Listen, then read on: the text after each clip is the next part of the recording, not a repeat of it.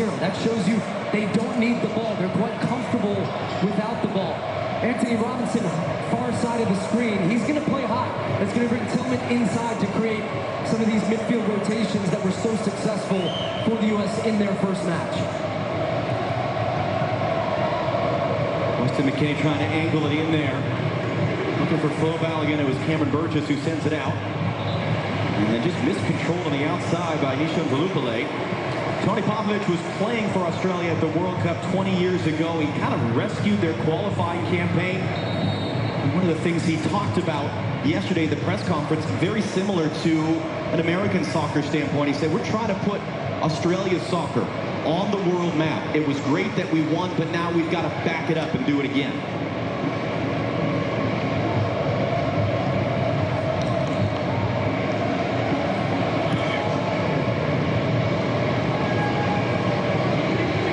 Robinson. Okay, and Italiano who's able to block the cross. It's not going to be a corner.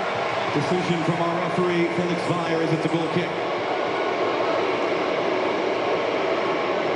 I think he's going to be a really important player today for the United States in the attacking half of the field. Boy, do they wish they had him.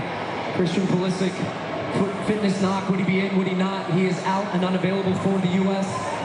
So that means that then Pepe came into the lineup. You're seeing a little bit of a different look formation-wise, but the big thing for them is having the two center forwards up against the three giant center backs for Australia and trying to create some movement. Here they all combine over.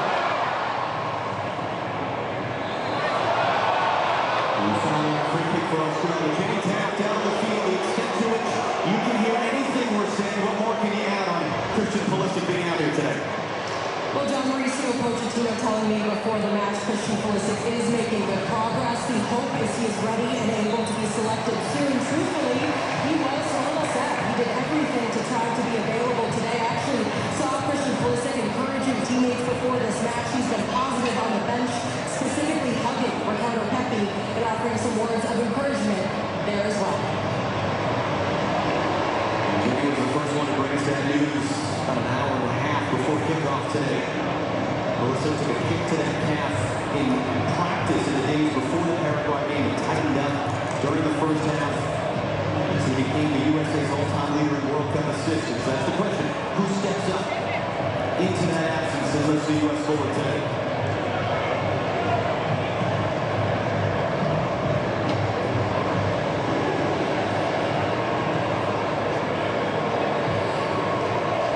Mr. McKennie popping up on the outside.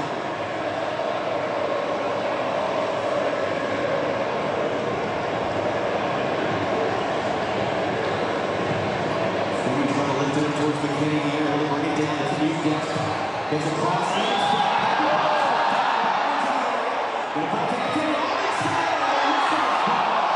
before the shot was taken from Robinson, Felix Weyer spawned a foul and then against the U.S. This is a great example of why you play with two strikers. And the running from Weston McKennie today, as it was against Paraguay, is going to be very important because that starts to draw players out of position. But now you've got Balogun attacking the near post, that Pepe coming over his shoulder. So traditionally, the U.S. just play with one. You've got 3 versus 1. This time you've got 3v2, but the movement in there just causes a little bit of chaos, and it almost bounces to Pepe. But a good early look, and the most important thing when you get into good positions in wide areas, you have to beat the first man. McKennie did there, and the U.S. almost finding a way through.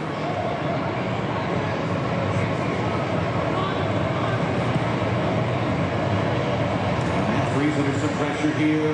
Chris Richards under some pressure. It's another turnover at the back for the U.S. in possession. Great work by Chris Richards and taken away from Velupale. Pepe broken up by Harry Sutar. Came to the back of Pepe, no foul. Here's Torre now sandwiched by U.S. defenders. Green comes out there with the ball.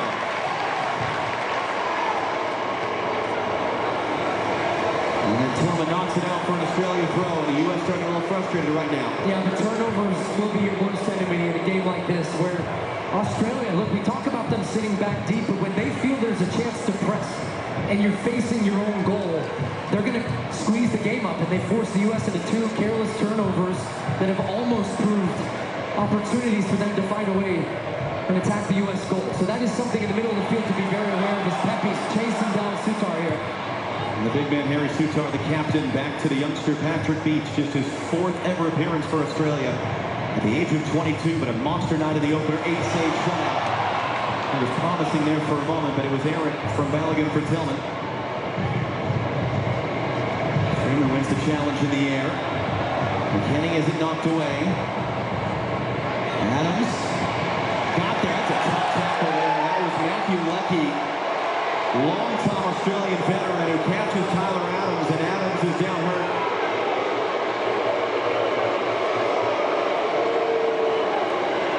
And Leckie was not a starter in the first game, 35 years old. They want to bring his experience into the game.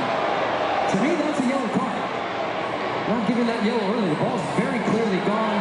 He's late catching the left leg of Tyler Adams there. And he's getting a strong talking to, but no card issued on the play.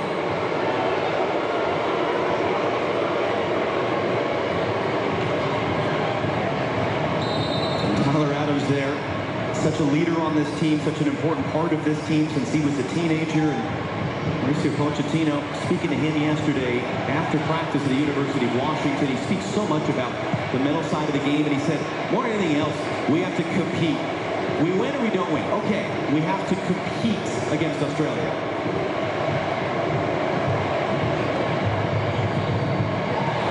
Nice sequence there. Weston McKennie has Dest inside. Able to bring it in for Adams. Holds off Toure. Dest. McKennie. Great return. Blocked. Just got a body in the way. Freeman holds it in. And one of the interesting things, it's not hot, it is warm in the sun, and the sun is really shining down on that field. It's not zipping around as much, the ball, as we saw in LA last week. Really good early signs, though, the U.S. getting Weston McKennie involved. He is going to be the key in this game. His running will unbalance this Australian defense. You just see he's very intelligent the way he moves off the ball, times his runs, and especially on this right side, the relationship with Dest, as you saw there. The two of them move so well off each other. Here they are again. McKennie, great first touch, able to recover on the second. In for Pepe, back for Adams. Here's Weston once more. He's actually from these parts, Weston McKennie, even though his hometown is Dallas. He was born just down the road at Fort Lewis. His dad, longtime Air Force veteran, part of why he lived in Germany as a kid. So he doesn't have a ton of memories of Seattle, but this is, in one way or another, his hometown. And it was Dest who starts the play initially. But look at that running from McKennie. That attracts two defenders. And the smart thing that Dest does is he stays on the move. Doesn't make him easy to mark. Gets the shot with the left foot. But as you said, Burgess coming across, making that really good block. That's something Australia do well. They block shots. If you think you've got daylight, they converge on it very quickly. Now there's a second for Connor Balogun to the byline. Balogun in the middle.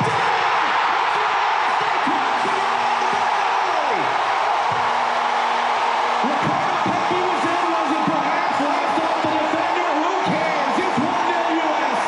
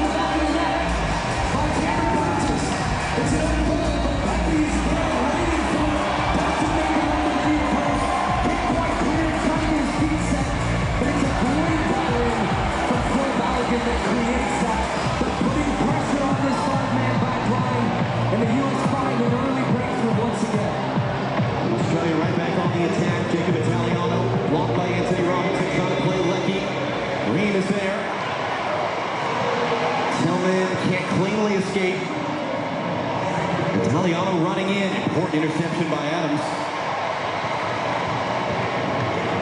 Then trying to get Italiano involved. Crossing in, Motore brings it down. Toure turns to face. Toure into the middle. Valupale, the follow-up shot is just wide. Well, that frees cement shoes there as Matthew Leckie goes close. Well, instant response from Australia. Good movement off the ball. Leckie starts on the far right side and drifts it. There's a lot of U.S. bodies there, but Valupale, very good job just shielding Chris Richards and lays it off to be hit first time. That's not far away. Outside of the foot, looking for that far post. Robinson with some pressure from behind there again. If whoever wins this game clinches their spot in the next round. With a game still to go. If the finish is a tie, neither team would clinch, and there are scenarios at play for both teams where the late game tonight, the other game in the group between Paraguay and Turkey, the U.S. could end the night clinching top spot in the group. Not just advancement, underhand pass there by Burgess.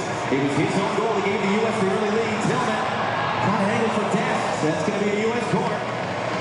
And it's a credit to the U.S. for how dynamic and, quite frankly, just the athleticism and speed at which they can play with. And just an ability when the ball is turned over, first pass forward, Balogun turns, lays it off, runners everywhere.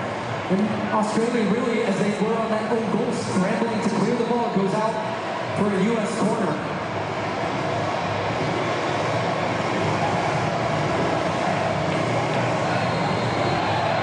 Taylor fires. Going to manage the jockey for position. But they stack their big bodies, Australia, at that near post. So more than likely, the U.S. here will try to hit the back post to try to free guys up. That's what the conversation is right now about jostling, shirt pulling, tugging. Referee's got an eye on it, but the U.S. are trying to free Chris Richards up. That's the guy you want to find for Malik Tillman here.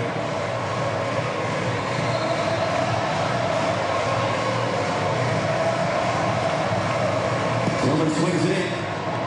That was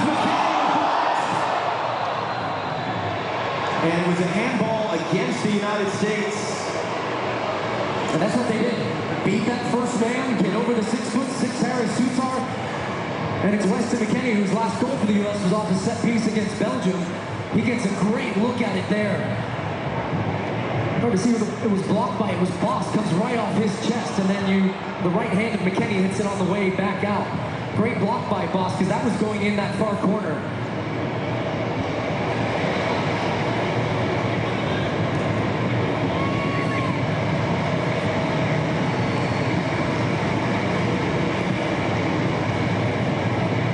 Again, you see the way the ball just slowing up a little bit on some of those passes at the back, and the way the Australians are chasing it down and causing some pressure. Another little flick there by Dest. That was Burgess going up the back of Balogun.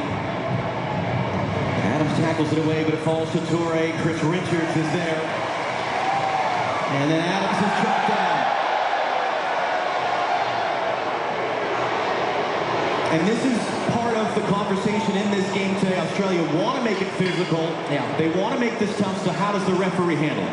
Well, the referee is important, but if we go back to the friendly where the two of these teams played the last time, the man not playing today, U.S.'s star player, Christian Pulisic, was kicked around. Mauricio Pochettino not happy with his own team's reaction and how they stepped up their physicality. Second half, they changed that. They ended up winning that game 2-1. And from that point on, there was a marker that was laid down to all of the players. And the U.S., I would say, if they prove their intensity, their physicality, that should be a foul. That's going to be the game's first yellow card here on Boss. Jordan Boss there catching Weston McKennie up high. Also, when you can't tackle a guy, you got to foul him. And that's what they're doing. McKennie just contact to the face from Boss there. That's what the yellow card is. But he's just been excellent again. For the U.S. Almost identical starts to the game against Paraguay. Own goal for the opposition. The U.S. with a couple of nervy moments in the beginning, as they did against Paraguay. And then from that point, it has been all U.S. And now they're going to get another chance from a set piece here. And you've got Tillman and Anthony Robinson getting set over the ball.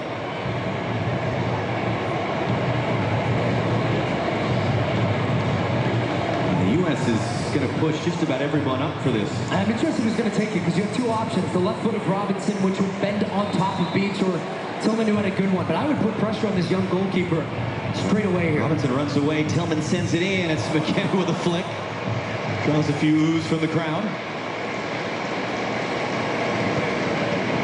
But he's a guy that he's coming off a career year, Weston McKennie. Such an important piece of, as you see, Robert Kennedy Jr. in the stands here today, here in Seattle. And it's not just, you know, oh, that's another giveaway. It's Tillman. It's Australia trying to play out of the back. Tillman into the middle, too far for Balogun. But for McKennie, it's not just the stats, it's the fact that he's played in different positions for his club in Italy, Juventus. He's indispensable to them all over the field. He goes wherever he wants. He makes the game wherever he wants. And that was, I think, a big part of why you immediately, when we knew Pulisic wasn't going to play, said, Weston's got to be the guy today. And because of the role that he is featured in, there's a big question. What position is his best position for the United States? Is he deeper? After seeing the season he had in Italy, where he was providing goals and assists, and that's part of that intelligence. And Mauricio Pochettino has found the right role for him. They have good structure behind the ball, so he doesn't have to worry as much about the defending, and he can just go and find those spaces that make an opponent uncomfortable. And a note on the field, you talked about it, how the grass is drying up. You saw that on the turnover from Australia.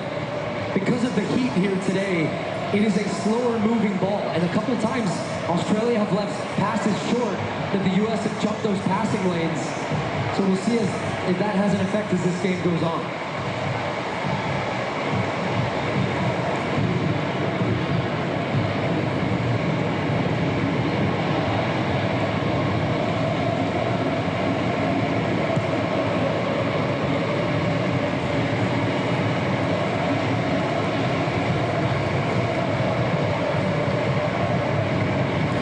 Under some immediate pressure there. Just glides away from Jordy Boggs, was able to poke it away as Dest was looking to make his move. Comes to Anthony Robinson now. He's looking in for Pepe there. It was Aiden O'Neill of New York City FC and MLS, teammate of U.S. goalkeeper Matt Freese, who intercepted that pass. Freeman for Weston McKennie. Boss defending on a yellow card.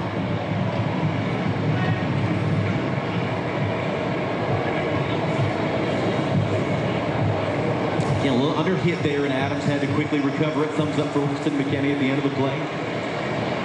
Green, it's the wrong side of McKennie. It's going to work, though, for Dest to keep it in play. In for McKennie. Can he catch it? No. There's the loop play there. Backtracking, but it's getting away again. Good pressure by Dest. Into the box. A lot of numbers in there. Adams couldn't walk his way through. Australia nowhere to go, though. Nobody on the transition except for, well, look at the speed from Toure, and Matt Freese is going to be alert to come out of his goal to deal with this one and just boot it.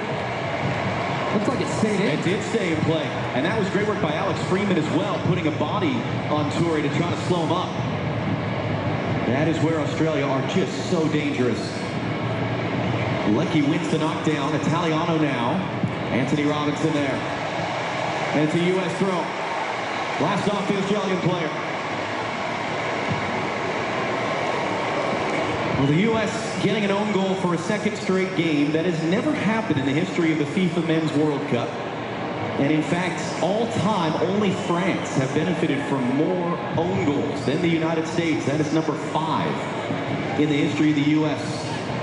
But as you pointed out, it's not just because of a terrible error as much as it is you create that chaos. And as you pointed out, who cares who scores? It's a goal for the United States. Some strikers might. Adams over the top. Is it going to sit for something? Couldn't take it on play and beaches there in time. And he's looking, how did I miscontrol that? I don't think he gets enough credit for the running he does off the ball. As McKennie, Balogun, blocked.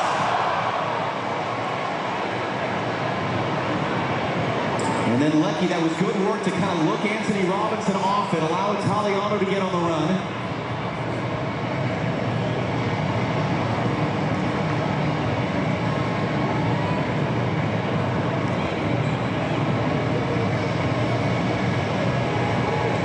Italiano trying to cut inside Anthony Robinson. Good support from Tillman.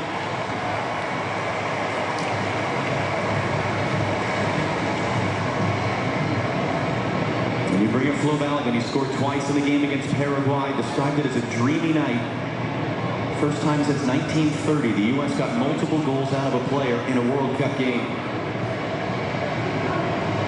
A guy that could have played for Nigeria, where his parents are from, was playing for England at youth level where he grew up. He chose to play for the United States where he was born. Told us yesterday the American people are passionate, they're upbeat. I love that about them. And he said you felt that in the atmosphere in LA. You're feeling that today as well as Troy lays it off for Lecky, who's going to keep it in play, Reed defending. Lecky crossing in!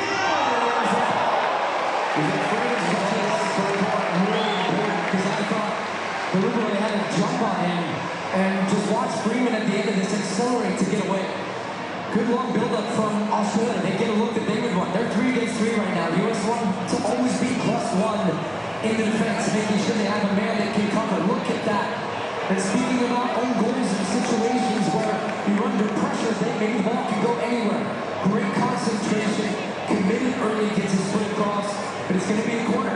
They have some big targets. Sutar, 6'6". To the other 2 center backs, Burgess and Chicago, 6'3" and 6'4". So this is an area for the U.S. right now. As you can see, the height advantage right there for Sutar. Paul Ocon eggs was a take. First corner of the game for Australia.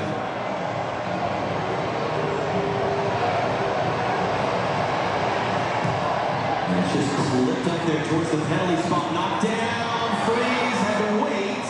Should be another corner. I think that was left in there. Tyler Adams, in fact, what got touched. A little hesitation from the referee. So what Australia were trying to do there is really a lofted ball that allows Sutar with his height to win that first one, which he did, and then gets poked away from Burgess at the end. It'll be another corner. They're stacking their bigger players at the back post. That's the man they're trying to free up. So Freeman's trying to wrestle him right now just to make sure he can get positioning. But it's a tight box. Referee's looking right at that. Clear for the other side, the foul there as Matt Freeze ends up on the deck.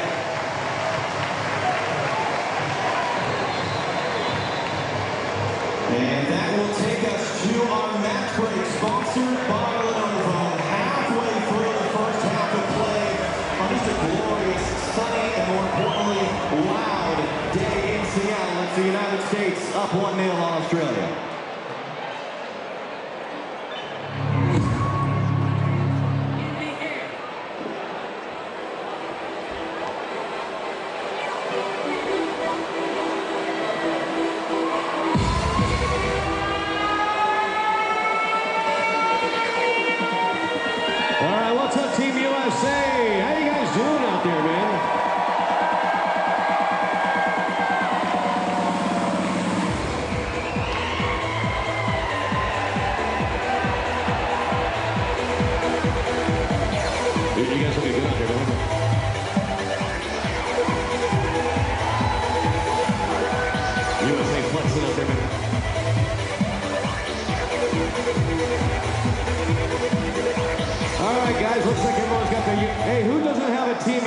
Jersey. Who doesn't have a Team USA jersey? All right, you want a Team USA jersey? I got this one right here. Right here. Who wants this one? I got this one right here. That was pretty sweet. All right, you want that one? Get your phone out. Scan this QR code up on the screen. All right, we're going to put that up there. 5 minutes on the clock. 5 minutes on the clock. Scan the QR code. Get your name in the bowl. I'm going to call one of your names. Scan that QR code right now. Come on. I'll give you the shirt. If you scan the QR code. All right. Scan the QR code.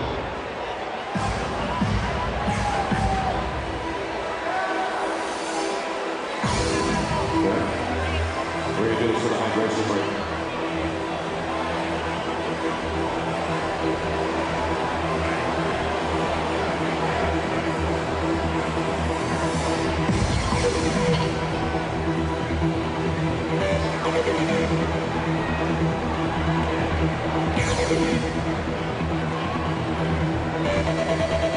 All right, 2 minutes left on the clock. We'll do 2 minutes.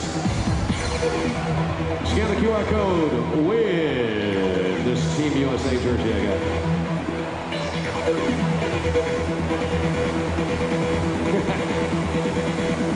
He wants a jersey.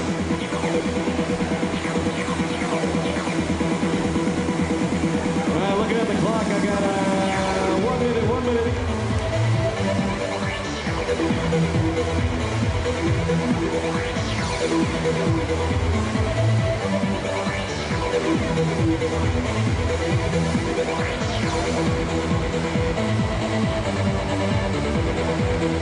right, here's what we're going to do. All right, time is up. If your name is Kimberly Pham, come get your jersey. Kimberly Pham, come get your USA jersey, girl. That you want to try to avoid, but it is good. When the field is watered and you have an opportunity like that, where now the game will be Bring me your ID, your passport, your UTA student ID card. U.S. Costco executive card. With the win, clinching a spot in the next round with a game still to go. Thursday night down in L.A. against Turkey, and as you saw, 2 of the 3 possible results. The library card, Hunter's permit. Turkey played Paraguay tonight would mean the U.S. actually clinch the top spot in the group. And that's the most favorable path for them into the knockout round. Anthony Robinson, long run forward. Robinson's cross sails away from him.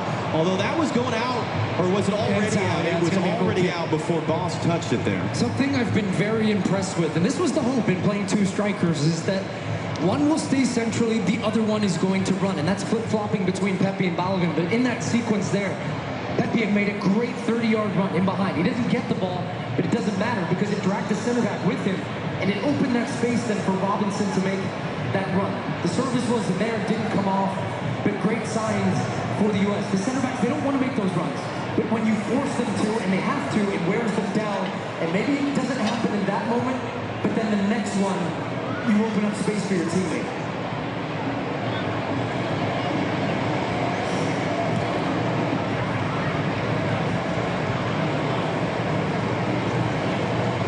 First time in a decade, the U.S. men are playing here in Seattle. It's a completely packed house. It's been just incredible scenes, even around the city in the last 2 days.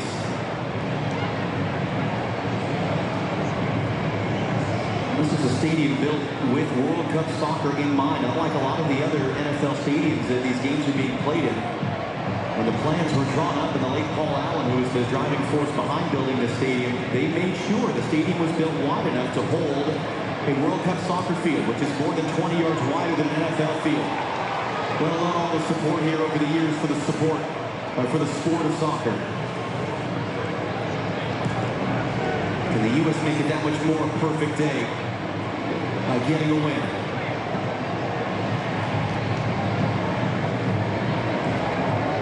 Alex Freeman just able to keep that away from Motore.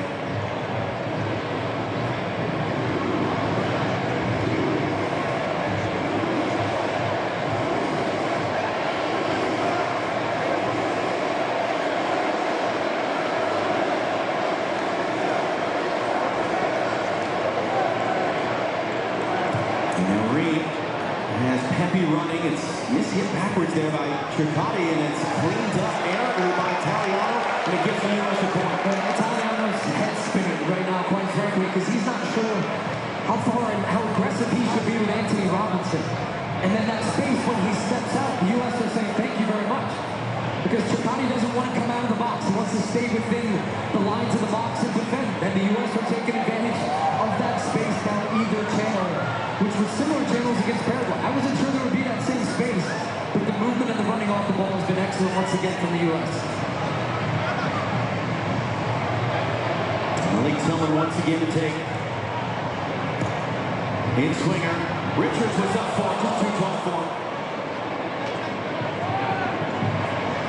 Hard running there to chase it down by Alex Freeman, and he wins the throw for the U.S. with that effort. 21 years old, has just burst onto the scene in the last year. Chris Richards telling us yesterday, Alex is a joke. He's made the leap. Son of Antonio Freeman, Green Bay Packers wide receiver, Super Bowl winner, 30 years ago was catching touchdowns. Here, it's the same spot as the old Kingdom, when he was playing for the Packers against the Seahawks, and now his son is playing for the United States in a World Cup game.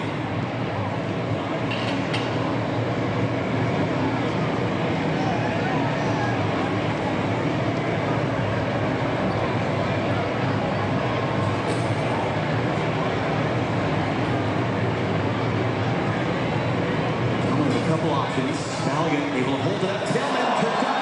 Free kick U.S. is getting another call coming in. There it is.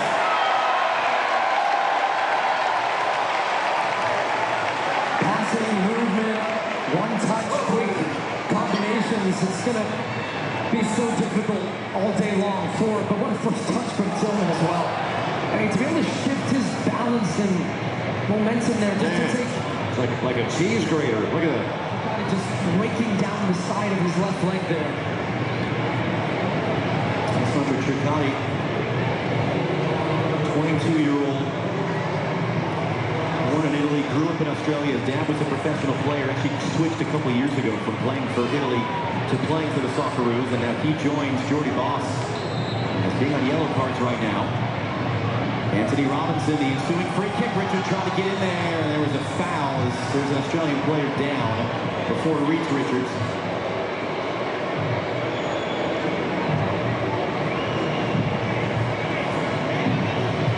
Now coming up next on Fox, action from Group C, Scotland facing Morocco. What a scene that's going to be in Foxborough, Massachusetts. Followed by Brazil against Haiti in Philadelphia. Those matchups are after us today as World Cup coverage continues on Fox. There you go, U.S. soccer royalty. Casey Keller, Alex Morgan, Jill Ellis, and Silvano Carrasco. I don't know who that is. Casey Keller, another one of those just important, foundational Seattle Northwest members of, as you put it, soccer royalty, former starting goalkeeper for the U.S. in the World Cup. Alex Morgan, a World Cup winner. Jill Ellis, a World Cup winning coach.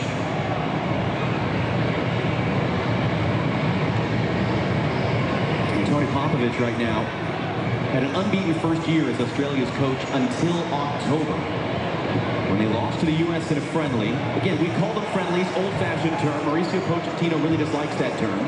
Non-official matches. The U.S. came from behind in Denver to win that game. It was a nasty game. It was physical. This one has had moments of it. Des goes down. There was Okan Engsler there. And for what it's worth, that game, Christian Pulisic actually came off hurt midway through the first half. So it's not altogether different that the U.S. is playing without Pulisic today in the sense that they had to do the work without him in October. But these little plays will frustrate the opposition. As long as you can do it in the right way. This Australian team right now reeling a little bit from the start that they've had. They had the one opportunity where Leckie has the outside of the foot shot, but largely been on the defensive side of the game. For them, that's not unusual. But just the way the U.S. have been able to pin them down but still be dangerous. Oftentimes you see them sitting in a deep block and conceding shots from distance. A lot of times his test has just been electric all tournament long. He tries stuff. It's fun to watch, but more importantly, when it comes off, he breaks open the game. Love seeing him in this attacking position on the right. Balogun all the way out to the left. Good work by Italiano to not let him through that time. That was how the U.S. created that own goal. Robinson dumped off the ball off the... I mean, think about it, the U.S. does not have a shot on goal right now. They've not really created a ton of chances in 35 minutes, but one of the chances they did create ended up in the back of the net. Comes into Balogun. Can he get up to it? He can. Still full Balogun. Dancing, loving it, feeling it. Italiano was there to tackle it out in front of Robinson.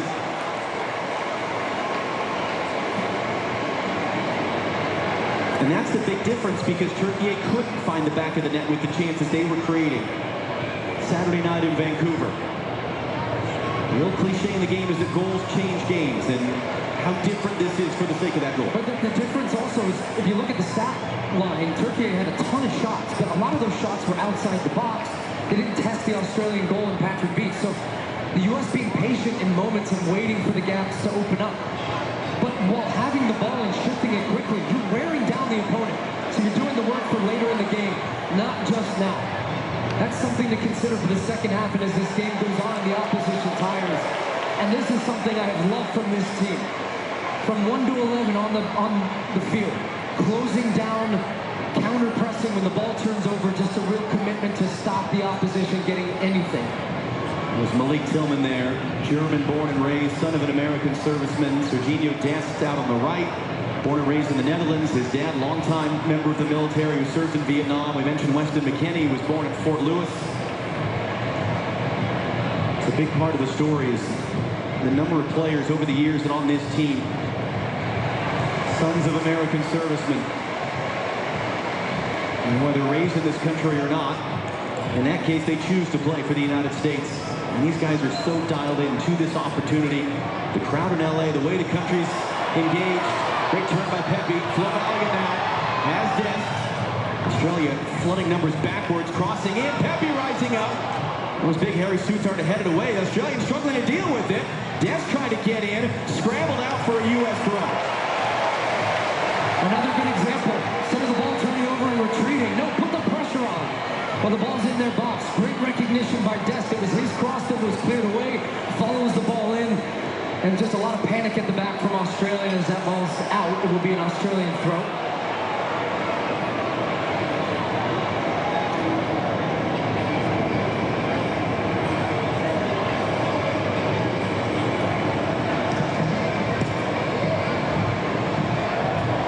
Remember on Friday, it was 1-0 for a long time. It was later in the half. The rest of the goals came. Alex Freeman is down, holding the back of his head as his call up on Ainsler.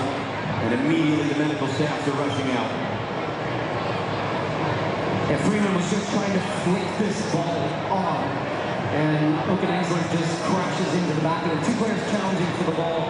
It is a foul, but there's nothing more in this one. And Tim Ream, as we so often see, this captain coming over, he's a coach on the field for Mauricio Pochettino with his experience.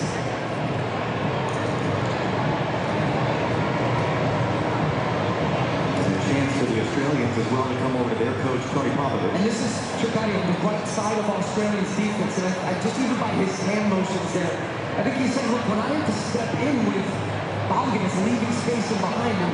That's what I've seen him struggling with, that decision making. If I leave him, then he's wide open. If I go with him, I'm opening up space. And this was on the goal. This was Balogun running in behind him.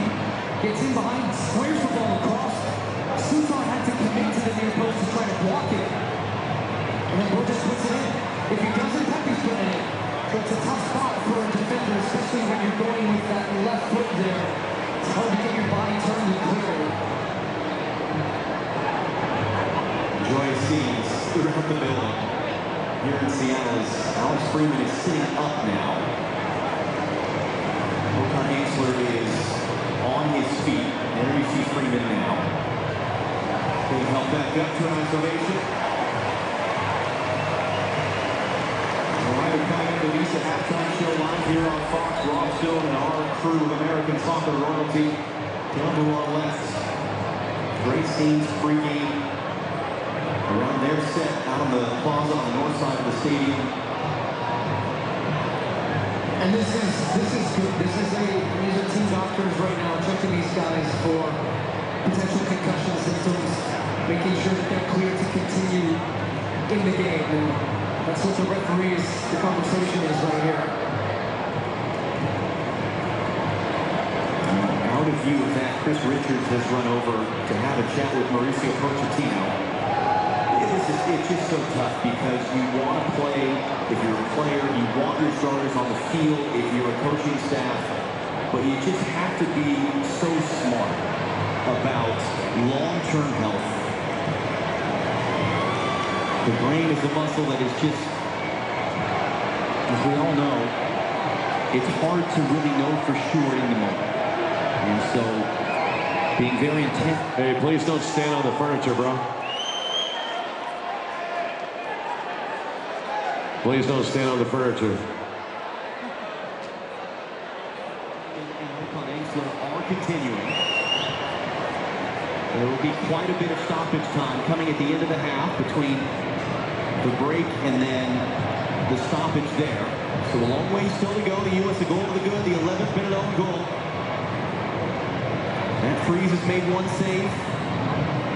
His counterpart Patrick Beach has actually not made a save. The U.S. has not managed a shot on goal yet, just the own goal. Freeman has it tackled out, and you see Okan Ainsler with the kind of bandaging and I guess Vaseline, for lack of a better word, on the back of his head. And the possession stats for the United States looking very similar to the first game against Paraguay. 71% of the ball in the first half. Right now it's a 70-30 split. So both teams tracking exactly how we felt the game would line up. Can the U.S. find a second goal?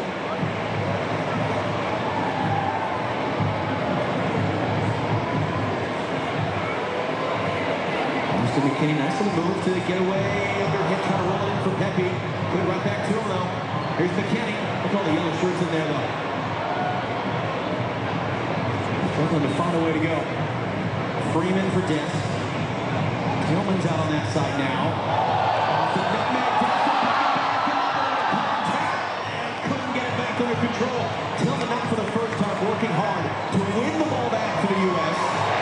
He's getting wrapped up. He's getting poked out. Dent comes in. Referee looking at it. Free kick U.S. Wow. Man. Serginho Dest brings the game to life with his skill as it comes wide. Little two-man game. See how he's pulling on him? Fine. Man. And I thought perhaps a chance for a penalty there if Dest Well, what's up with that? his legs and takes some of the contact. So very honest, because so often you see players, he got in there first, he touched the ball to the side, and I think if he just takes that contact from Burgess, that's a penalty. But he stays on his feet thinking he can get on the end of that one, leads to the set piece. Robinson fizzing it back. Serginho Dest.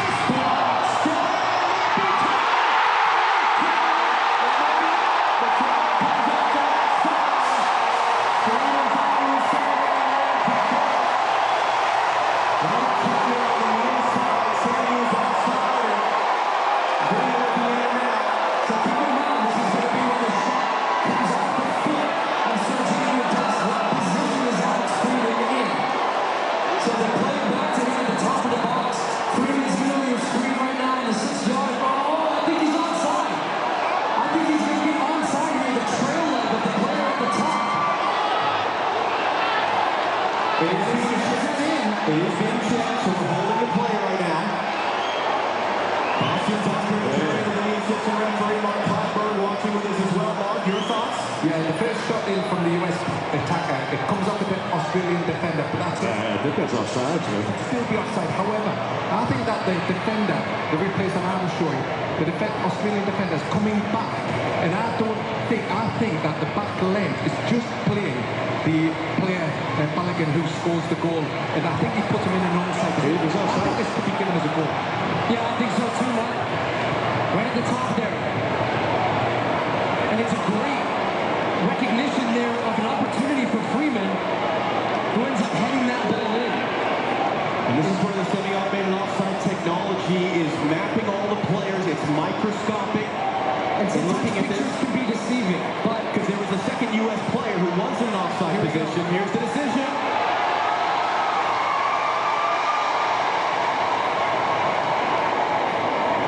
We'll wait for Felix Fire. After factual review, the goal scorer was not in offside position.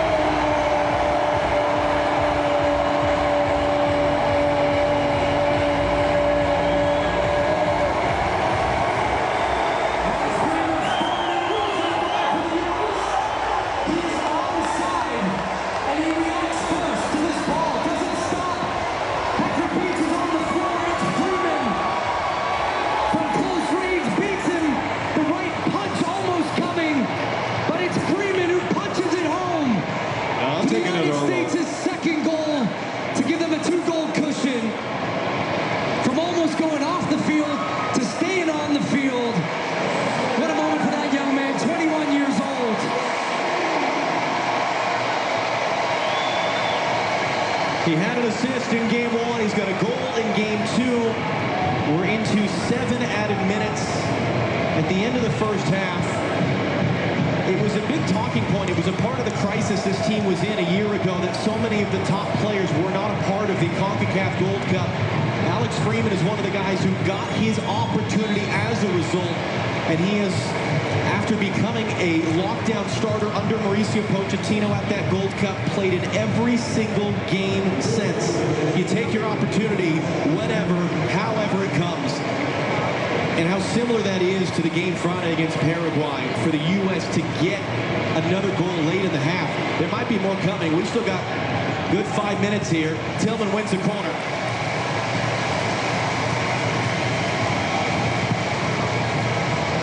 Look, I was told this crowd were the 12th man.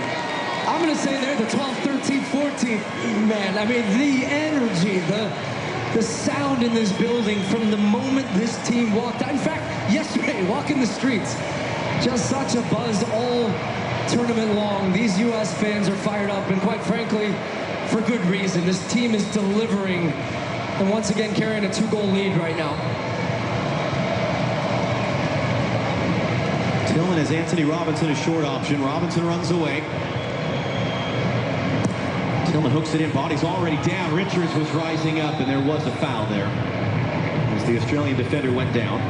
I think for copyright reasons, they're not allowed to say 12th man. They're the 12s. But I think in this context, so here's a look back at... Well, the U.S. recognizing also that Australia were very deep and Dest was wide open at the top, so it actually wasn't even close in the end. And Alex Freeman, I do love that as that ball popped up, he turned so quickly to be there. Look, what a rise. You talked about it. Father, an NFL player, widely successful. He came up through the Orlando City Academy, made a move over to Spain, playing now in Villarreal, one of the best leagues in the world in Spanish La Liga. Has just become such a dependable player for Mauricio Pochettino. Well, that was misplayed there. Ream was a bit late. And the decision is going to go against Australia. Handball on Jordi Baz, who thought he was running through there.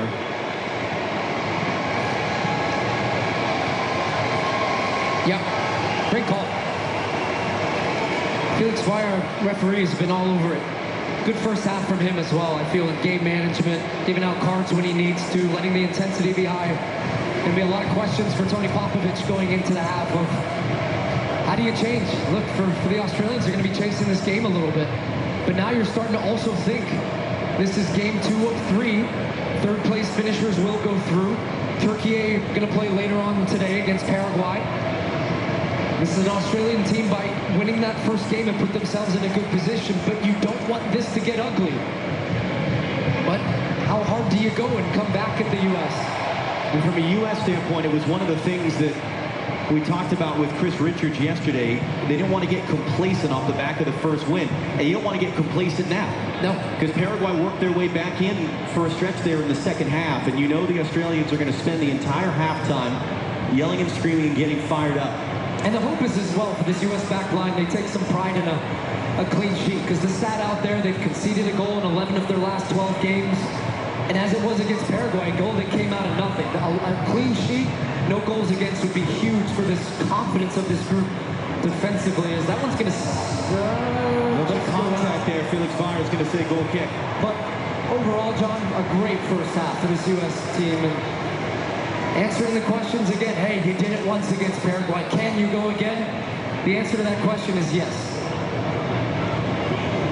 Matt Freese is getting the count. He's got to go quick here. A 5-second countdown from the referee, taking the goal kick. And then Pepe is out jump, but did it last come off him? It did. It's an Australia throw. U.S. has got to stay switched on here. Final 2 minutes or so of this first half. We'll see if we go past 52 minutes on the clock, because we lost a lot of the first minute of stoppage time with the goal celebrations.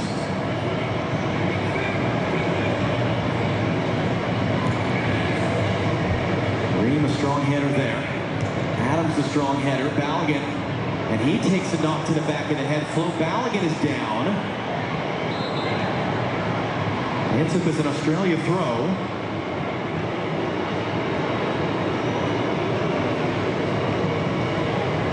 Just caught the chin, it looked like, of Big Harry Sutar, 6'6" Australian captain. So Balogun back on his feet. Australia with a throw. Actually, how they created their goal against the U.S. in the fall was starting from a throw-in.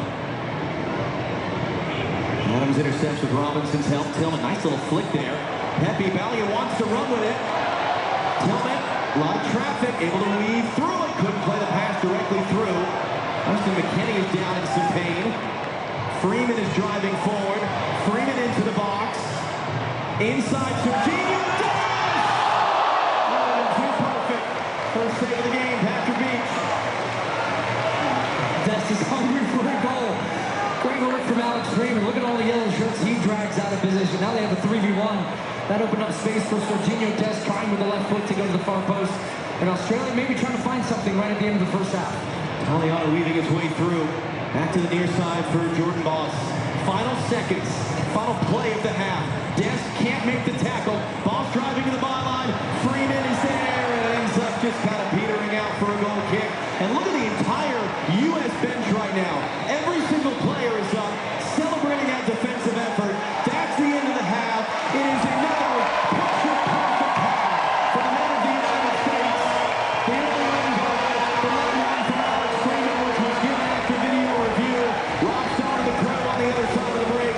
45 minutes down, 45 to go in Seattle, where it's the United States 2, Australia 0.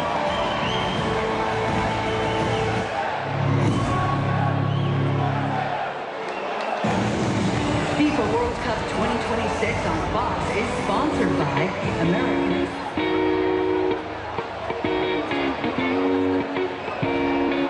Oh, yeah. What's up, Team USA out there, man? I see you all out there, man. We got the lead 2-0, 2-0.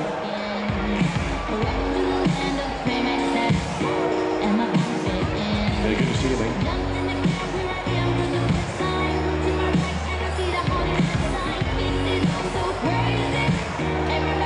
Look at San Diego in the house. Look at him.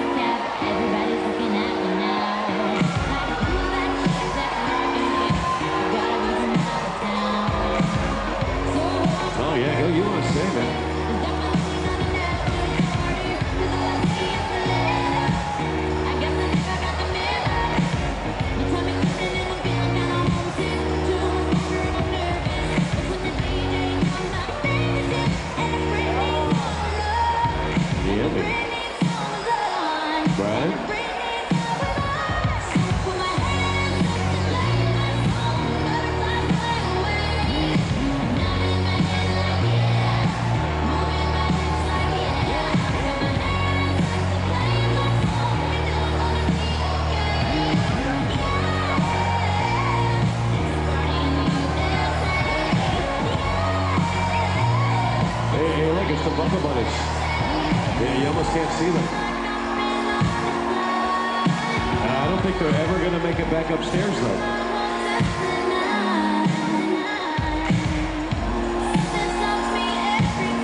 Yeah, they're not going to make it back, I don't think. You might run out of bubbles before you get back up there.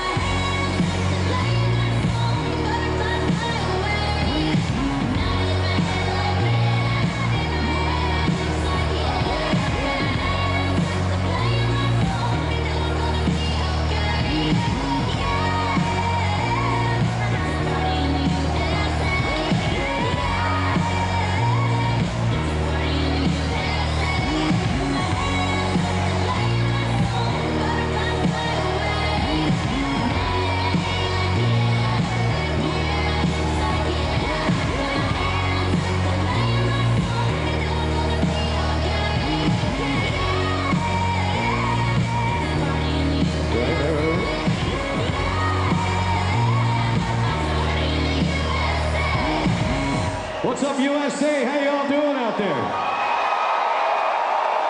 All right, I just got one question for y'all out there. Who would like to win $100? I got $100 right here. I'm gonna give $100 to somebody out there. Who wants $100? You want that? All right, you know what? I got this QR code that you're going to scan right now. We're going to go ahead and throw that up on the screen.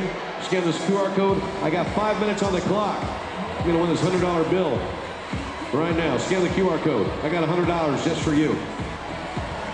Put it in your pocket.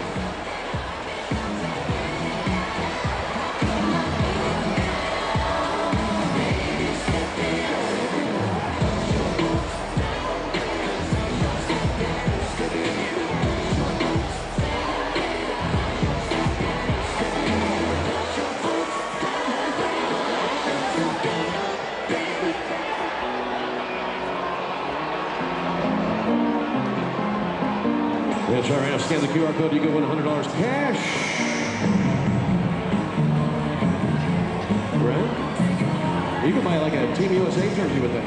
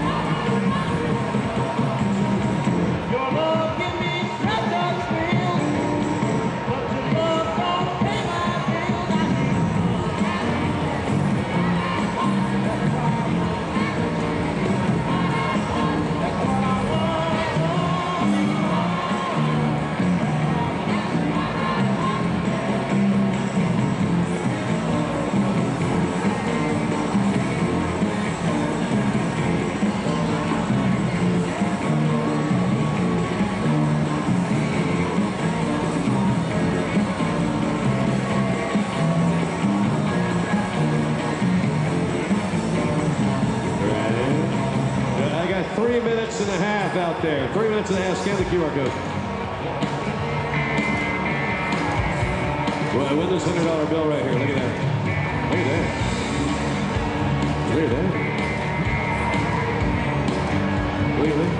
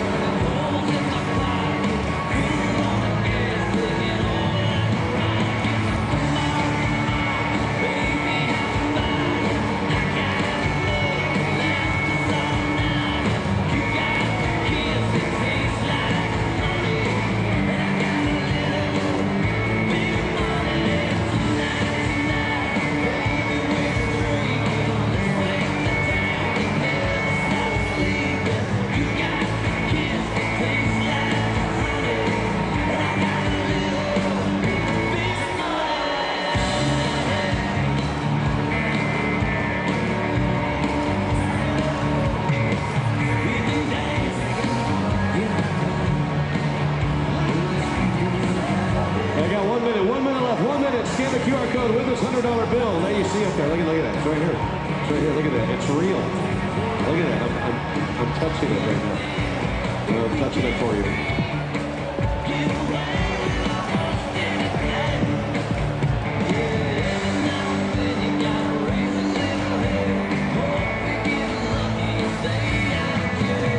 $30 seconds.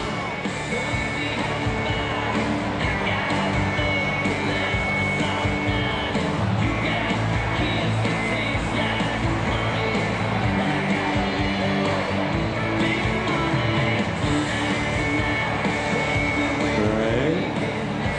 10 seconds.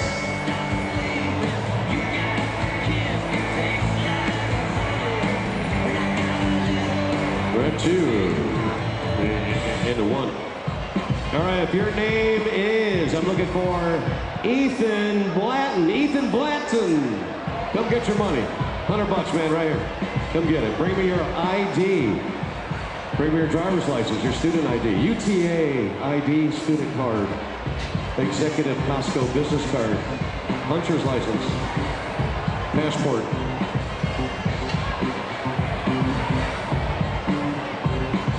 If you don't know where to go, ask someone who works here. Right? I'm the guy with the big head. That's what she said.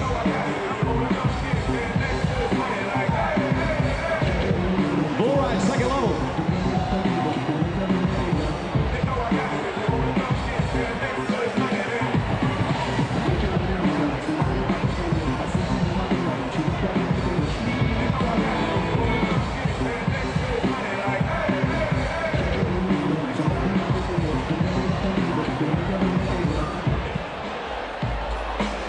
Well, where's Ethan? Ethan, come get your money. Where's Ethan at? Come get money. Not you. Dude, I know your name is not Ethan just by looking at you.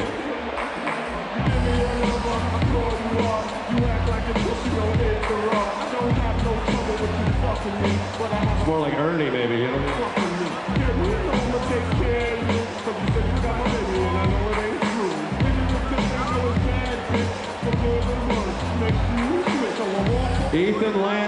Ethan Lanton, L-A-N-T-O. Oh, Blanton, I'm sorry. I forgot the B. Blanton, Ethan Blanton. There he is.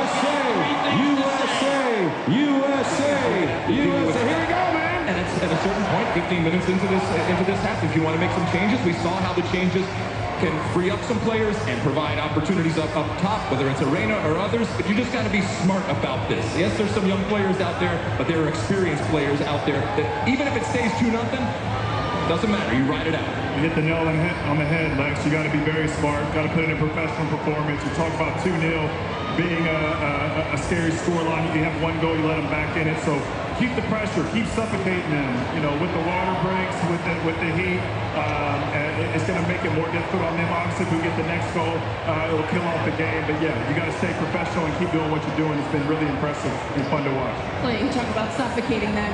The regains and the numbers around the ball when they lose it has been absolutely fantastic. With the win, the U.S. advances to the round of 32. We'll see a post-game. For now. Back upstairs, John Strong and Stu Holman. Rob, it is in fact going to be a triple substitution for Australia at the half. Nestor Aaron Kunda is going to walk into your picture in just a moment as the third. Cameron Burgess is the first to have his number put up. Jason Garia, who was the one who delivered the hard tackle that banged up Christian Pulisic in the fall, is on. Connor Metcalf, who scored a wonderful long-distance goal the other night. And the other goal scorer in that game, Mr. Aaron Kunda, is the third who comes on the field for Australia. How does this change their team? My first thought is that this is going to be a formation change, potentially for Australia, but we'll see how it ends up lining up. They take off one of their center backs, bringing on a new one. They're going to come and chase this game here in the second half.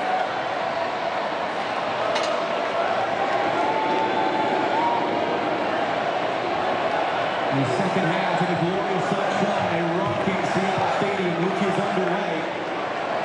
So 3 changes, maybe not, 2. Okay, let's start with why is the U.S. on the opening kickoff of the half kicking the ball out of bounds? The reason you do this from a U.S. perspective, or if they do it again, yeah, you're dumping it down into the opponent's half, out of bounds, not ideal if that, oh wow, that's about perfect. Right down into the corner. They're going to take it by the corner flag. Couldn't get any better. So now what you want is you've got the team with a throw-in. You squeeze up, as you'll see once we pan out to the wide look here, to put a team instantly under pressure. And something Carly was just talking about, the regains. The U.S. like the game being played in Australia's defensive half. You want to squeeze them. Of course, now you're on the run. This is where they are so dangerous, but Anthony Robinson's there first. But that's how teams do that. That's how this U.S. team wants to play. They want to be aggressive, and they want to make sure that they play in Australia deep in their own half. All right, so how does this look different as you're getting a sense of it now for Australia with the subs? So it's going to be interesting, the in and out of possession. Looks like more of a 5-2-3 with Italiano pressing up high. The other thing is they are pressing up, so I think Australia now trying to work on some regains. That should, in theory, open up some space for the U.S. in some transitions if they can play through that initial press. But these first 10 minutes are huge to make sure the U.S. do not concede anything here. Hayden O'Neill of New York City FC and MLS battling with Anthony Robinson. Goal kick is the decision, and the U.S. were furious because they thought they should have had a free kick at midfield at the beginning of that sequence anyway. But they've released a defensive player from their defensive structure to go and press the U.S. higher to try to limit some of that numbers advantage that the U.S. had in their build-out. U.S. unchanged. You saw Christian Pulisic there. He's sitting on the bench. He's not going to play today. The calf injury he picked up really in practice, actually, in the days before the Paraguay game. And despite all the hard work, could not get it to recover enough to be able to play. The hope is he'll be available Thursday night in L.A. for the group stage finale against Turkey, which, as it stands, not to say it doesn't matter, of course, but the U.S. as it stands are clinching a spot in the next round with a win. It could potentially, based on what happens later tonight, in the other game of the group between Turkey and Paraguay, know for sure that they're winning the group by the end of the night, as Flo Balogun is fouled. It'll be late tonight in Santa Clara, California, the South Bay area. Referee of that game, by the way, Yvonne Bartone of El Salvador. And if you know that name at all, you know, expect some chaos. Those are two teams that are coming off a loss in the opener, have been roundly criticized in their home countries by their media, are under an immense amount of pressure to bounce back with a win, and really each team needs a win. A tie keeps each alive, but doesn't really do them a whole ton of good. So that's going to be a wild one late tonight.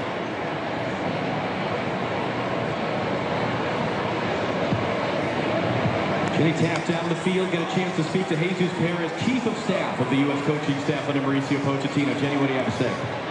Well, Jesus was very pleased with that first half, telling me at the moment we are solving what Australia is doing against us. We're attacking them at the right time and the right space. We do need to stay mentally strong in the second. I had to ask Jesus about that goal from Alex Freeman. Obviously, they had to wait for it. He said, we knew it was onside. We were watching it, but of course, a huge relief for us. And John, I got to say, watching that celebration from the U.S. team, one of the best I've ever seen. And Jenny, was interesting is Dest is going to get first to that loose ball. And is that indeed a foul? It is. Couldn't hear the whistle at first.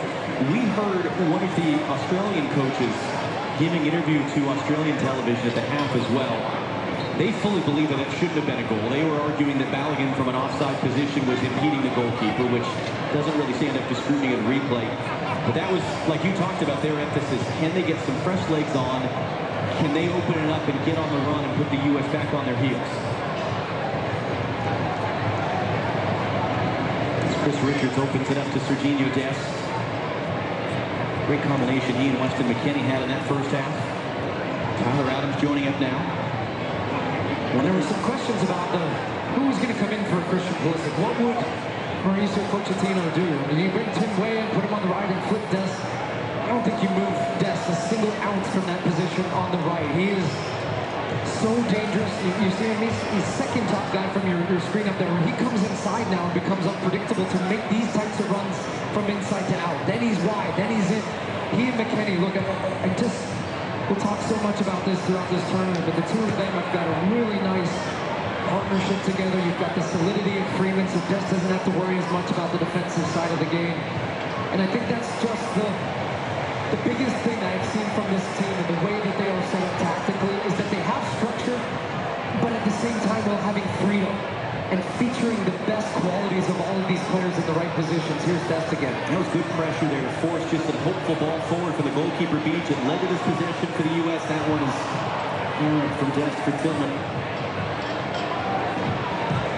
You can scan the QR code coming up on your screen. Vote for the Michelob Ultra Superior Player of the Match.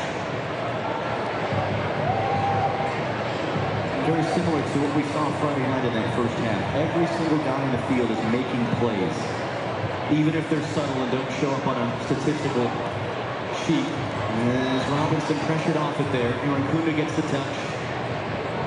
Okan Angsler opens it up wide for Italiano. Anthony Robinson defending. Italiano cuts it inside, crosses inside. Connor Adams is there to head away. Pepe with some pressure. Australia wanted a free kick. They don't get. Balogun's got space. There we go.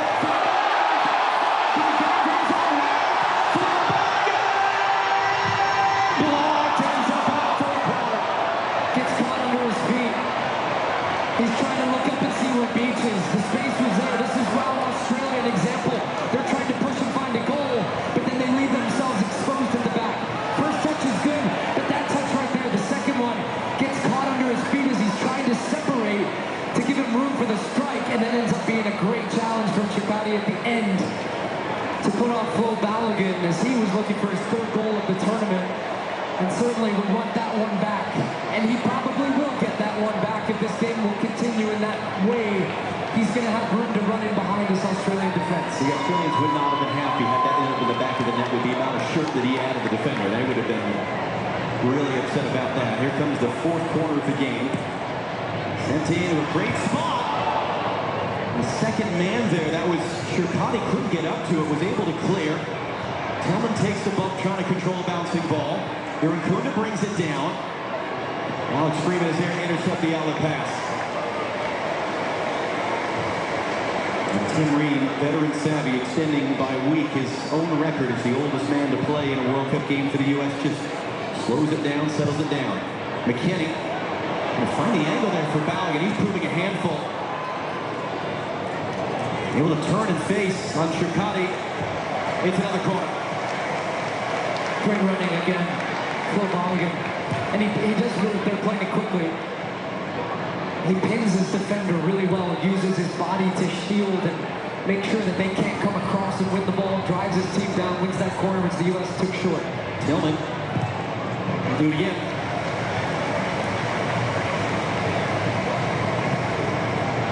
I'm sure everybody at home would want this game to go 4-5-0. This is the U.S. being smart here. They don't need to raise the tempo of the match all the time for 45 minutes. Be smart, keep the ball, exert your energy in the right ways, and if the space is there, go. But take seconds off the clock if you can. Tillman again. Balogun was up for it. And Balogun head-to-head collision with the Australian defender. That's the second collision that Balogun has taken. One was to the back of the head. This is to the front. Chakani there, the Australian defender.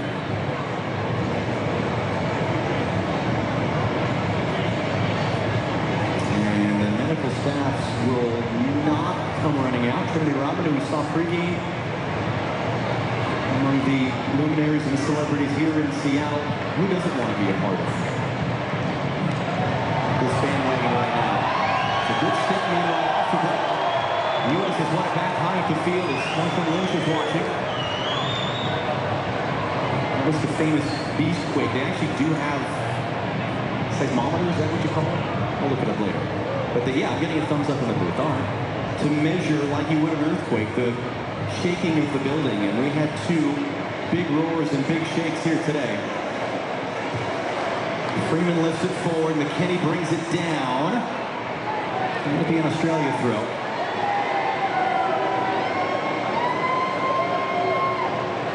And Russell Wilson in there as well. CR and his wife. Wilson was, among other things, a part owner. And culture references are much better today. You know, we didn't know. Jinx us, man. Don't jinx us. It does speak to the amount of people that want to be a part of this and attending a World Cup match in our home country here in the United States. First time on the men's side since '94. Richards for this. Too far from. It's been a spectacle. The energy, I can't speak enough about it. Just soaking it in from city to city as we go. LA, get ready. We're coming back there for that Turkey third match. That was good tackle in the middle. That was Anthony Robinson not ready for it. Could be a foul. It's going to be an advantage here. There might be punishment coming for Robinson later as Pepe wins the ball. Referee Felix Carter is going to call that dead for a foul. It's an Australian free kick, and the question now is Anthony Robinson going to get a yellow card? He is.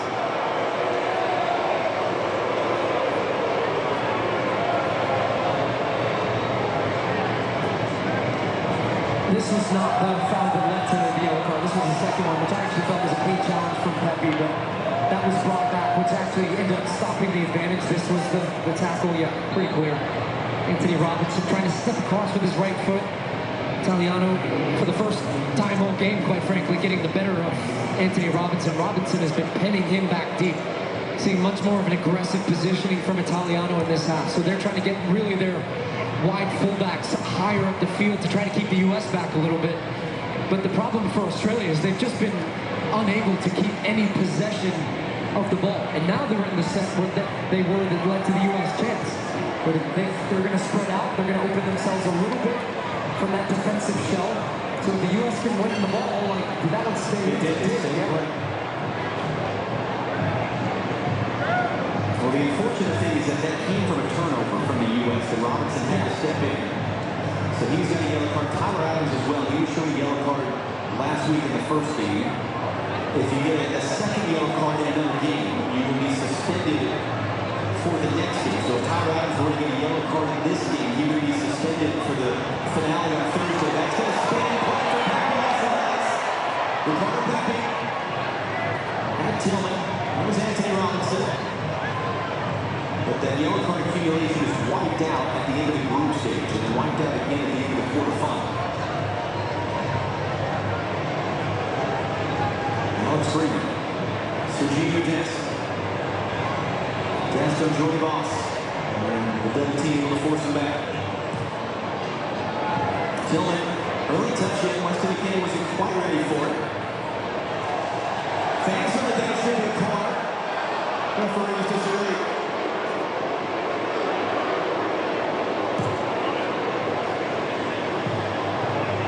Again, video review can take corner kicks away. They cannot give them when they should have been Tillman right around him. Actually should have been a foul, honestly. But this reminds me of the night Tillman was saw during the Gold Cup for the U.S. He's so smooth on the ball. He just glides around the field. He's such a tempo player, so creative. But his work rate is so impressive off the ball. That's just why the U.S. has been successful defensively. Press from the front and makes the guys' jobs behind you easier. Good work by Lucky there. Boss early cross. And when he was beaten to it there by Erkunda to get a touch to it, he did. Let's know that this is where it can be taken away if that was the incorrect call. Austin Dunker, the video assistant referee, based in Dallas at the International Broadcast Center, will be having a look at it.